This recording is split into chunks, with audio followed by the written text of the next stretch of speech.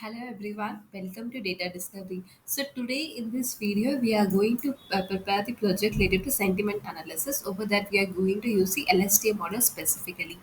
Okay, so this is the data that I have downloaded. I have used from the Kaggle. So from the Kaggle itself you can import it and you can run the file, or else if you need to download it, that also will be possible.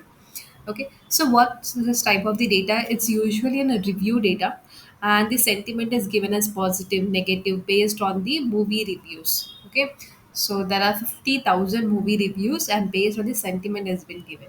So over here, by using an LSTM model, we are going to predict. We are going to identify whether the sentiment is positive or negative. So let's get started. First, I'm importing all the dependencies library. So here, as I have said, I'm using specifically related to LSTM. So I'm using from TensorFlow keras.layers, and then tokenizer padding sequence. Okay, what is this tokenizer? What is this padding sequence? Why we are using tens? Why we are using embedding? What is the use purpose? Related to that, I have made a separate video. Please go through the description link. You will get the video link so that it will be so useful for you. Okay. Now, as over here from I have downloaded the data set. Okay, this is a code that you will be getting from the Kaggle itself. So I have just used it, and while after preparing with it, you will be getting one sec. Actually, I have run the code in Google Colab. Over there, we used to get a free GPU. Okay, so by using a free GPU, the deep learning model is very much efficient to run. Okay, so while doing this code, you will be getting a path of the data set. It will be stored in your local file over here. It's been stored in the local file, and that you can use it for your purpose. That also you can do it. If not, just download it, get the data, and then use it data in the Google Colab or in Jupyter Notebook as per your use case. Now over here, we need to identify whether the data is balanced or unbalanced. If it is unbalanced, then we need to make the balance also. Okay, so that there will be no any certain error.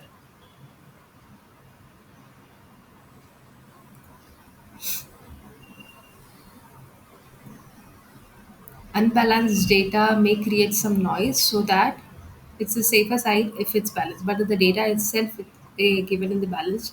But while we are solving a real-time data, there will be a very less amount of probability that it will be balanced, so we need to make it in balanced way. Okay. So as we know, our model couldn't able to understand any textual data. We need to convert it to vector. So over here, I have directly converted into vector as positive as one, negative as zero. So it's been a very binary type of the classification. So it's easy to make it as one zero, or else we need to use some other techniques. Okay. So before starting with the model, we need to definitely split the data as a training data and testing data. Over here, I'm randomly splitting the data. Okay, and 0.2, it's nothing but 80% will be going on test training, and 20% will be going on testing the data. So you can get the shape. So total 50,000 was the data. So 40,000 went for the training and 10,000 for testing. Okay. Tokenizer is equal to number 5,000. So 5,000 is nothing but a 5,000 unique per. So it's nothing but from one row. So this is my one of the row. That will be multiple word in that. So I'm going to take only unique word 5,000. So if there for example in review one of the row are having multiple amount of the words, like around 10,000 words is there. So I'm going to take the top 50. So how it's been getting a top 50, top 5,000, it's nothing but only unique words. Okay, if there are the highest amount of probability in which the punctuation is to something like that, two letter word, three letter word, it's going to repeat again and again. So that doesn't make any sense to the model to build the model. Okay, it makes sense to create a sentence, but it will be not making a sense to make a model. So for that, I'm just ignoring the data. So I'm going to take the words is equal to 5,000. So if you will be taking more amount of numbers, then it will be making a noise and it will not learn properly. Okay, while training a model, it will not learn properly, so there will be a certain problem. It can make a mistake in a layman terms, I'm saying. So for that purpose, I'm taking a number 0 to 5,000. So it's up to you. If as per the data we have, we need to decide that how much we need to take.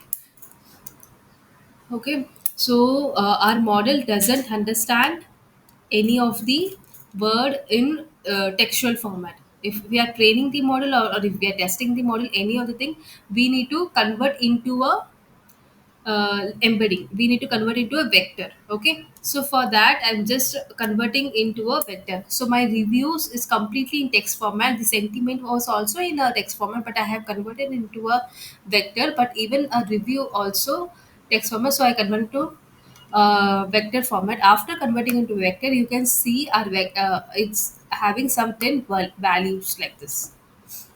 I hope you could able to see, because there are certain values.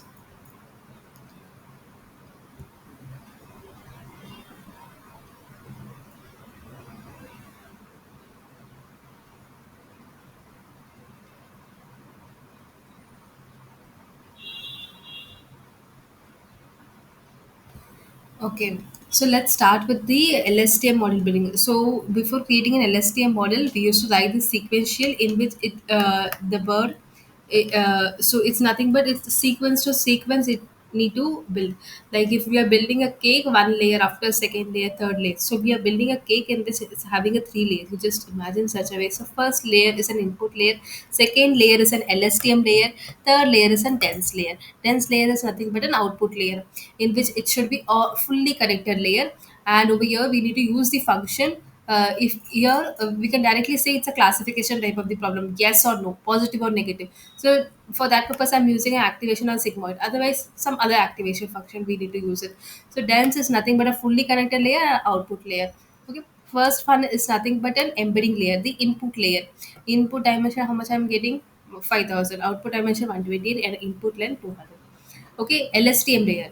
In LSTM layer, we need to give some of the dropout percentage. So over here, I'm giving dropout as 0.2. It's nothing but it ignores it ignores 20 percentage of data. Okay, so while compiling the model, so this is nothing but a compile optimization, like Adam, binary cross entropy, metrics I have given as accuracy. You can give it up to you. Okay, there is some other techniques also, like random search CV, grid search CV. Over there, we can optimize the parameter. Which parameter gives the highest amount of the value, like highest model accuracy. Okay, most important thing is model need to be good amount of accurate. So for that, which optimization technique or which parameters should I need to use? That for that we can use the grid search CV or random search CV. Okay, I have trained my model, and then I evaluated my model, in which my accuracy is around 87, almost 88 percentage, and my loss is around 0.3. Okay, so you can say that a model is performing not much good, but it's overall okay. But if you will put some other parameter also, you could able to find the changes and all. So and then after I tested my model, also I just given this movie was not so good. So over here it's been given negative. So usually the model will be thinking like good is a positive word, right? But while but as we have used the LSTM model, what LSTM model do is like it. From the sentence itself, from every word, it used to learn from the previous word also. So like good is a positive word, but it given me a record as a negative. So how it's been given, it's been learn the complete sentence. The movie was not is a negative impression it's giving to the sentences. So based on it giving negative. So that's the LSTM architecture, a complete chronology of the LSTM architecture, in which it learns from the text, it learns from the sequence of the text, and it remembers the previous word also. Okay, and it gives the importance for it. So that is the LSTM architecture, the important one. So based on it, like just creating a simple model. So if you're a basic one, if you're first time learning about LSTM sentiment analysis, I hope this video will be so useful. Okay, if you have any doubt related to it, please comment. Thank you so much.